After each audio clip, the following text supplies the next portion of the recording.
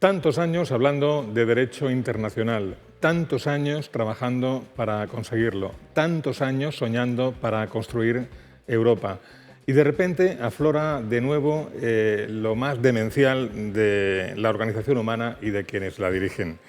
Europa y el resto del mundo asistimos con preocupación a las decisiones de un personaje que no se caracteriza por la capacidad de razonar que distingue a los seres humanos. Y lo peor es que lo que está ocurriendo en Ucrania nos hace olvidar algunas veces en la cantidad de guerras activas que hay en otras partes del mundo, ¿no? En Etiopía, en el Congo, en Irak, en Afganistán, en Israel, en Palestina.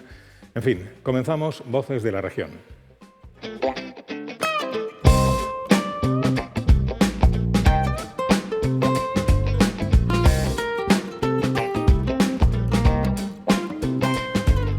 Buenas tardes, señoras y señores. Peleamos por todo, peleamos con todos y peleamos en todas partes. Tenemos disputas por el tráfico, tenemos peleas y discusiones también en la cola del médico, viendo un partido de fútbol o hablando de política, algo tan sencillo, tan simple y tan recomendable muy a menudo, hablar de política abiertamente, ¿no? Estamos perdiendo la capacidad de razonar. Chema Gil, coordinador o codirector del International Security Observer, el Observatorio de Seguridad Internacional. Buenas tardes. Muy buenas tardes, Pepe. Amigo, por encima de todo, Sí, y también experto en seguridad, terrorismo y geopolítica. Chema, ¿y Putin por qué pelea? Bueno, Putin pelea porque ha apostado por él apuesta por un modelo nuevo de orden mundial. Un orden mundial en el que Rusia quiere jugar un papel, pretende ser hegemónico, pero en realidad es muy consciente de que el papel hegemónico que se figura, que se dibuja en el futuro es China, pero él quiere estar ahí.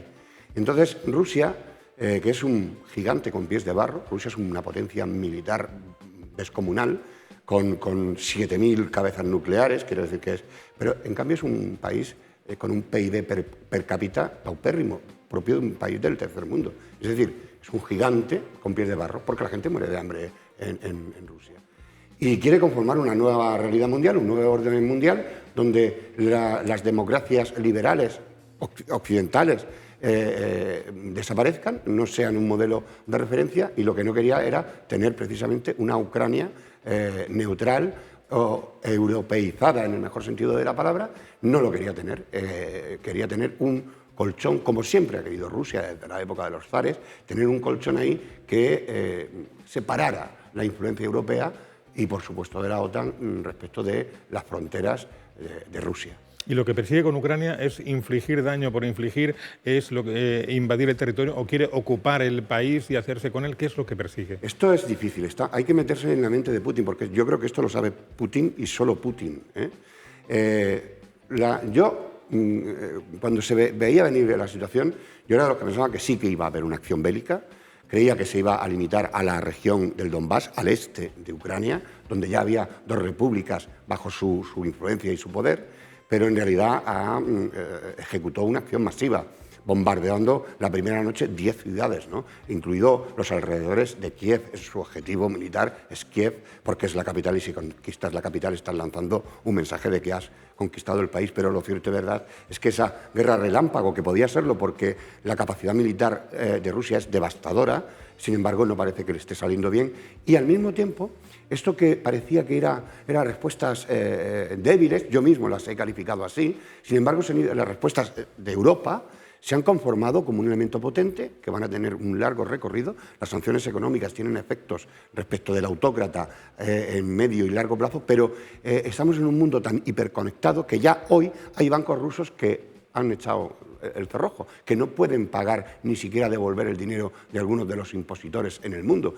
El Banco de China en Singapur ha cerrado todo el negocio que tenía con Rusia. Esto quiere decir que Rusia va a empezar a sufrir las consecuencias inmediatas. Y esto no es la expresión de un deseo, es la explicación técnica. Cuando se aplican medidas económicas de sanción contra un país autocrático, como es este caso, bajo el poder de lo que en criminología podemos hablar de sociópata, las sanciones tienen que ser tan duras que el pueblo las sienta. Debemos entender que son muy dolorosas, pero las sanciones económicas tienen que ser muy duras, y en este caso especialmente duras, porque los rusos son gente acostumbrados a sufrir mucho, a pasar hambre, a pasar necesidad, son resistentes, ¿no?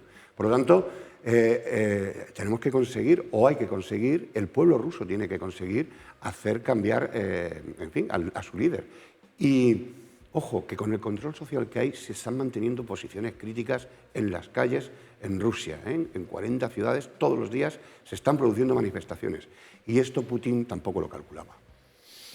Y la megalomanía bélica de Putin, su ambición imperial, por llamarla de esta manera, ¿crees que acabará con la invasión de Ucrania? Es decir, ¿qué credibilidad le podemos dar cuando lanza amenazas veladas a Finlandia o a Suecia? Bueno, son amenazas no tan veladas, porque la ministra portavoz de Putin, la que hablaba en nombre de Putin, lo que vino a decir es que si solamente plantearse la incorporación, la posibilidad de incorporarse Finlandia y Suecia a la OTAN, conllevaría medidas políticas y militares. Eso es una amenaza en el lenguaje de las relaciones internacionales.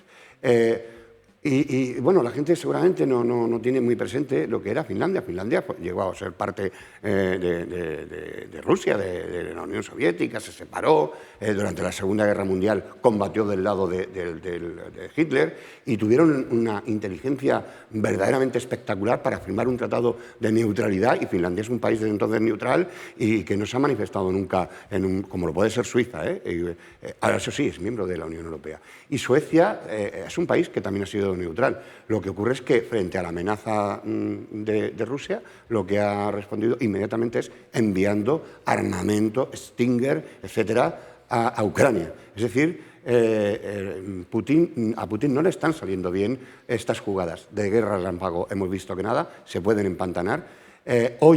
Hoy mismo se está produciendo, en el momento en el que estamos haciendo este programa, se están produciendo las primeras negociaciones entre Ucrania y Rusia en territorio bielorruso, pero cuando por fin se adopta esa decisión, que era como una cesión por parte de Ucrania, porque Bielorrusia es un aliado del Kremlin, Bielorrusia estaba cambiando su legislación para albergar armas nucleares rusas y estaba enviando 10.000 de sus fuerzas especiales, que son verdaderamente salvajes, a territorio ucraniano. Por lo tanto, estamos en un escenario inquietante, desconcertante, en donde Europa, sin embargo, parece que está cementándose. Europa nació como consecuencia de la guerra, recordemos eso, ¿no?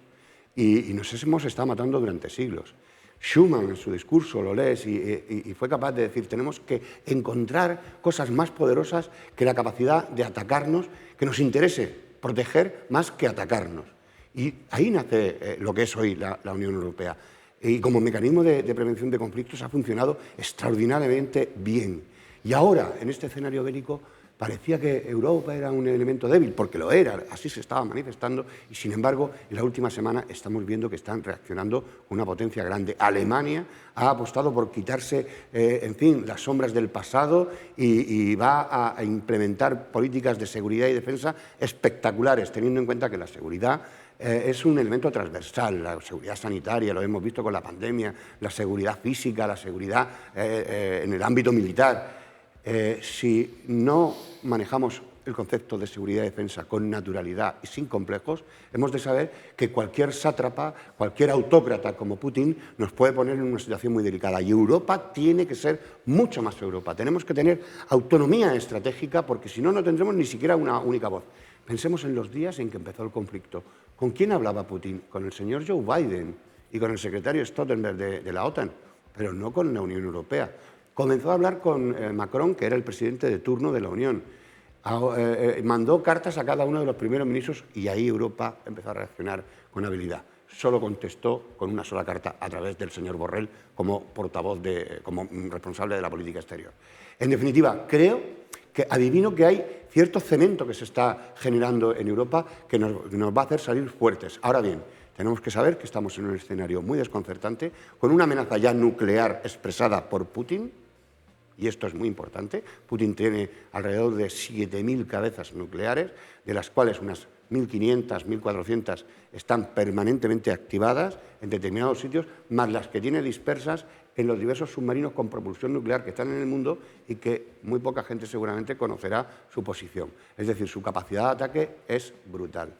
Pero, siendo temerosos y debiendo el que sea creyente, pues que rece para que esto se arregle. Yo rezo todas las noches para que esto se arregle porque puede haber mucho sufrimiento. Pero el temor nuclear es que si tú aprietas el botón rojo para atacar al otro, estás apretando tu propio botón rojo. Hay tantas cabezas nucleares entre las dos potencias, Rusia y Estados Unidos, sin contar Francia, Inglaterra, etc. Son 14.000 cabezas nucleares suficientes para destruir el mundo varias veces. Varias cosas al respecto de lo que has comentado. Tú que analizas muchos escenarios de este tipo, ¿se puede confiar, podemos confiar en esas negociaciones que hoy se están manteniendo o a lo mejor es todavía muy prematuro? Es temprano. Yo creo que la escalada de Putin, el órdago, ha sido tan grande que desescalar en una semana, ojalá y pudiéramos ver que se desescala el conflicto. Pero hemos de pensar también en una cuestión, es verdad. Observamos a Putin como lo que es, ¿no? Como un ególatra, un tipo verdaderamente muy peligroso y con un poder inmenso militar. Pero tenemos que darle una salida también. Alguien que está completamente acorralado y que se juega la vida se va a defender con ferocidad. Por lo tanto, hemos de encontrar con la diplomacia, la inteligencia, darle la salida suficiente para que no haya, para que pueda vender una cierta salida airosa ante su pueblo. Darle una salida a Ucrania. Ucrania no es un país que pudiera entrar en la OTAN con facilidad, por mucho que ese haya sido el discurso de Putin, que en modo alguno era realidad, no es eso. Ahora, eso sí, Ucrania sí que es un país que era candidato firme a entrar en la Unión Europea. Y lo que no puede ser es que un matón imponga a un país soberano donde puede o no puede estar. Rusia es una superficie tan grande, es un estado el país más grande del mundo, geográficamente y con 150 millones de personas. Claro, y limita geográficamente con 17 países de Europa y de Asia. Sí. Luego, dicho de otro modo, estamos todos amenazados. Claro, es que esto es una amenaza global. Cuando un país que tiene, como digo, 7.000, 8.000, 10.000 cabezas nucleares, cuando dice de amenazar, amenaza al mundo. Es más, es que el discurso de ayer a Putin frente al mejor general que yo creo que ha tenido Rusia y al ministro de Defensa, cuando les dice prepárense para poner en máxima alerta de combate a la fuerza disuasoria, eso es un eufemismo para hablar de armamento nuclear, la cara de los dos militares, a mí me gusta mucho analizar el lenguaje no verbal, porque en esos momentos la cara era todo amarga, ¿eh? Era porque, claro, ellos son muy conscientes, los militares, los españoles, los americanos, todos, son los que más saben cómo es la guerra y lo terrible que es la guerra. Son los primeros que no quieren la guerra. Cuando se le da a quien tiene el poder nuclear la orden de prepárese para lo peor, esto es una amenaza global. Debemos sentirnos concernidos. Y luego la gente tiene que ver, y lo está viendo. Esto que está pasando en Ucrania no está pasando en ningún sitio alejado. Mucha parte del pienso que comen nuestros animales en nuestras granjas, incluso del pan, de algunos panes de los que comemos, viene de Ucrania. Ucrania es el granero, el cereal, el pan de Europa, ¿no? El mercado de cereal de Ucrania y el que se regula en Chicago es fundamental. El 7,3% de inflación.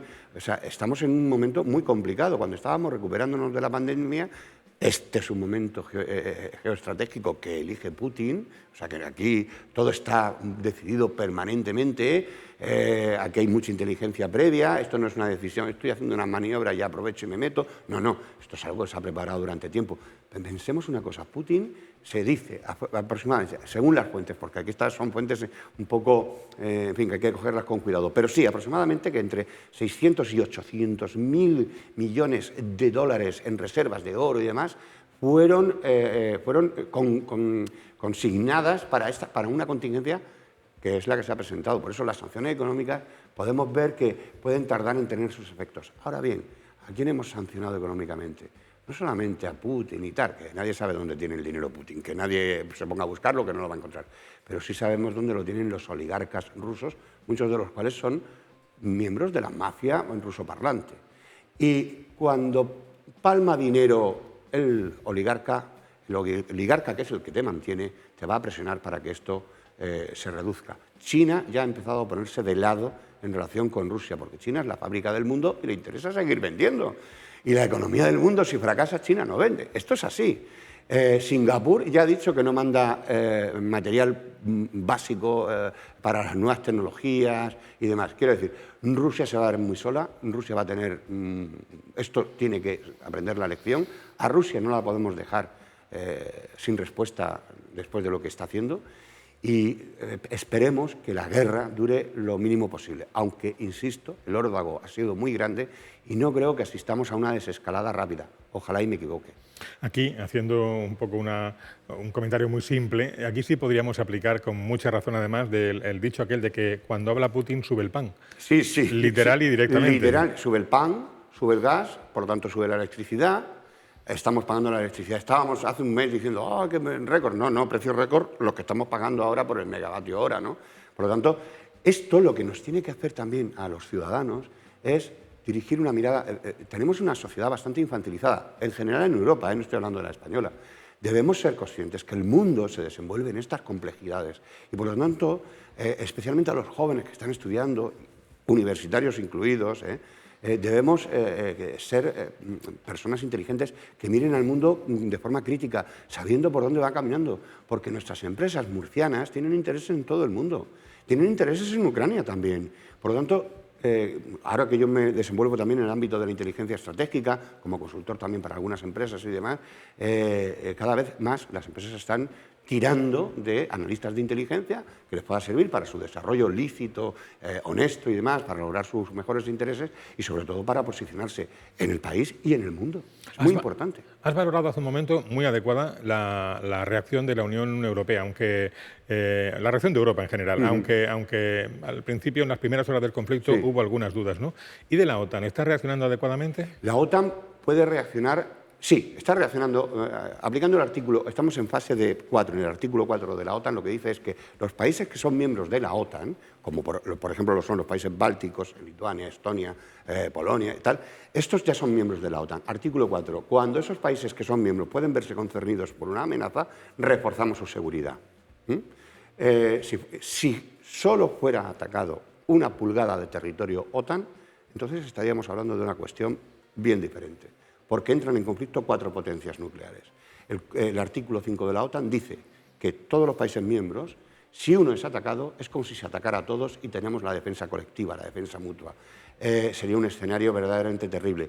Y desde luego la OTAN no es Ucrania. La OTAN son muchos países, son los principales países del mundo, las mejores economías, y Rusia firmaría su finiquito. Putin, desde luego, lo firmaría. No creo que se atreva a tanto. Ahora bien, con un personaje como este, yo recuerdo la noche esta, recordaba el escenario de la invasión de los Sudetes por parte de Hitler. Y cuando he hablado con generales, nos recordaba, y desde el punto de vista criminológico, nos recordaba un poco al personaje sociopático que fue Hitler. Y eso es lo que tenemos. Entonces es un hombre desconcertante, un hombre que se ha desenvuelto en el mundo de la inteligencia y la contrainteligencia, por lo tanto es impenetrable. Personas, yo conozco al que fuera ministro de Exteriores, Margallo, que ha coincidido en varias veces con Putin, incluso en comidas y tal, y él dice que le lava la sangre mirar a Putin. Putin no transmite nada, nada. Es un hombre frío, es un hombre de la KGB, de la Guerra Fría, de eso que vemos en las películas y nos parece, y los que tenemos unos años todavía conocimos perfectamente, el muro de Berlín y demás. Este era espía en la Alemania durante la Guerra Fría. O sea, estamos hablando de un sujeto verdaderamente impenetrable y que muy poca gente seguramente conocerá por dónde quiere ir. Entonces esa reacción que a menudo pasa por la cabeza de la gente y es normal, de decir, ¿y este tío por qué no vamos a por él? O sea, forzar una respuesta militar a Rusia sería la antesala de un conflicto ya de... Claro, una respuesta militar a Rusia... Bueno, una respuesta militar se la está dando Ucrania. No han acabado con Ucrania, podían haber acabado en las primeras 24 horas. Tienen armamento devastador. Porque Rusia, como he dicho, la gente tiene un PIB per cápita 4 veces inferior. Un ciudadano ruso tiene un PIB per cápita 4 veces menor que un español, o 5. Pero tiene aviones de última generación. Tiene un armamento estratégico que ha sembrado de sorpresa y estupor a las potencias militares. Es que tiene misiles hipersónicos de 5 o 6 veces la capacidad del sonido. Ningún sistema de defensa antiaéreo es capaz y que ha estado usando, entrenando, estudiando durante la guerra de Siria. Porque Rusia ha estado apoyando al Assad, y además con una determinación y con una claridad meridiana, que eso es lo que nos sorprendía. Este hombre tiene claras las cosas en Siria, los yihadistas, tal. Bueno, no. Ahí estaba protegiendo su base para el Mediterráneo, protegiendo un régimen que vela por los intereses rusos y además ha estado entrenando y usando un material bélico verdaderamente sorprendente. Por lo tanto, tenemos una Rusia muy preparada militarmente. Ahora bien, un gigante con pies de barro que cuando empiecen los oligarcas... Hoy los oligarcas no han podido despegar ni siquiera con sus jets privados de Moscú. Todo el espacio aéreo europeo y de diferentes países del mundo más no permiten el sobrevuelo de un avión ni siquiera comercial, nada, cero. Los oligarcas se van a quedar en Moscú y el dinero que tienen en Marbella, en Torrevieja, en Londres, en la City de Londres, ¿qué?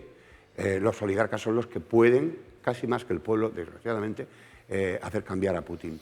El ataque ruso sobre Ucrania ha vuelto a aflorar un nombre de infausto recuerdo, Chernóbil.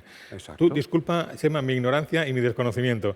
¿Qué interés tiene Putin en controlar Chernóbil, una central nuclear en la que ocurrió... Está encapsulada, porque... ocurrió lo que ocurrió, pero dicen que todavía hay restos ahí pero importantes. En realidad, ¿no? Fíjate, sabemos que hay ya y que hubo alguna refriega. Estamos sin poder verificar muchos escenarios. Si te fijas, vemos pocos corresponsales en el frente. No estamos viendo el frente bélico. Ayer se pudieron ver algunos con medios españoles precisamente, pero muy poco. Chernóbil es una central que está encapsulada. Por cierto, que los principales investigadores de cómo se va recuperando la vegetación y demás allí son españoles, que no están pudiendo ir precisamente por este conflicto. Pero sí sabemos una cosa, y es que el movimiento del polvo sobre la tierra afectada y que tiene una alta radioactividad, con el movimiento de tropas, de blindados y demás, parece ser, ayer la BBC informaba de que se estaba incrementando el nivel de radioactividad. Si alguien decidiera, ningún bando creo que lo decidiera, yo qué sé, bombardear, por ejemplo, el encapsulamiento, el cementado del reactor nuclear del Chernóbil, pues todo el mundo estaríamos en peligro. O sea, recordemos que cuando estalló, nosotros éramos jóvenes, pero aquello lo vivimos en plena conciencia de todo, recuerda que se daban cifras de radioactividad aquí en España. Sí. O sea, Chernóbil es un sitio, yo creo que no va a ser tal, estará protegido incluso por ambos lados, porque cualquier, en fin, desgracia que pueda ocurrir ahí, afectaría a Bielorrusia, a Rusia, afectaría a todo ese territorio, por supuesto. Estamos en un escenario... Yo le digo a la gente que viva con confianza. Esperemos que la Unión Europea, yo creo que lo está haciendo razonablemente bien. Empecé con bastante de confianza, lo tengo que confesar, y creo que las democracias liberales en las que nosotros nos desenvolvemos deben ser defendidas como un valor, no para imponer, pero sí para invitar. Europa comenzó, como decía antes, con una guerra y seguramente frente a la guerra Europa se vuelve más inteligente. Evidentemente implementa sus niveles de inteligencia y de compromiso. Y me felicito de ser español, de ser europeo y de estar en un bloque, al menos, ya sé que el militarismo no vende y tal, pero prefiero estar en el bloque de defensivo militar en el que estamos. Estamos en la Unión Europea, estamos en la OTAN y estamos compartiendo un espacio con democracias liberales donde los derechos humanos se valoran, donde hay rendición de cuentas, aunque los políticos a veces no quieran, pero al final tienen que rendir cuentas y eso es lo que nos tiene que caracterizar.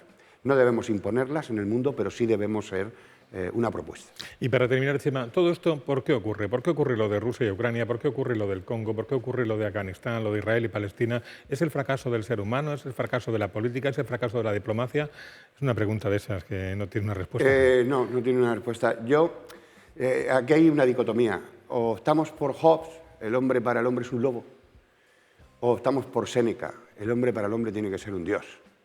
Y el mundo, el mundo es muy grande, es muy complejo. Yo viajo por el mundo y me dicen, ¿tú te comes el mundo? ¿Has viajado por...? No, pues no he recorrido nada del mundo y mira que he viajado. Debemos de saber que el mundo se desenvuelve con los odios, con las pasiones. Hay cosas que van con el ser humano, ¿no? Con las religiones. Con las religiones, con la filosofía, las ideologías, cuando se exacerban son terribles. Por eso debemos mantenernos. Nosotros somos españoles, somos el sitio por donde han pasado todas las culturas y nos hemos quedado con lo bueno de todas ellas, ¿no? Hemos pasado por judíos, musulmanes, los romanos. Aquí nuestra tierra en especial, ¿no? Por eso tenemos que saber que en el mundo existe una parte del mundo que se desenvuelve como Hobbes diría, ¿no? El hombre para el hombre es un lobo, pero nosotros somos de Séneca.